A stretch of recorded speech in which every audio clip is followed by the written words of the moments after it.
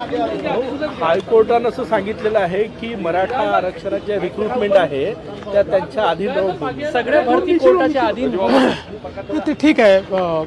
Normally ज्यावेळेस एखादा मुद्दा हायकोर्टासमोर असतो त्यावेळी माननीय उच्च न्यायालय अशाच प्रकारचा त्या ठिकाणी निर्देश देत असतं की ज्या काही भरती तुम्ही कराल त्या आमच्या अधीन राहून करा।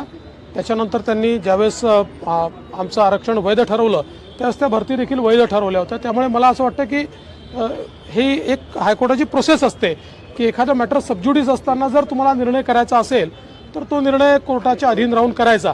अर्थात मी अजून काय हायकोर्टाचं पूर्ण काय म्हणणं आहे ते पूर्ण ऐकलेलं नाही, पण तुम्ही जे सांगता त्याच्या आधारावर आणि माझा जो अनुभव आहे एक या क्षेत्रात काम करत असताना त्याच्या आधारावर मी तुम्हाला सांगतो। हो, जागा वाटप कधीपर्यंत जाहीर होईल सगळ्यांची प्रतीक्षा आहे आणि कसं असेल फॉर्म्युला नेमका त्याची वाट बघा, लवकरच तुम्हाला कळेल।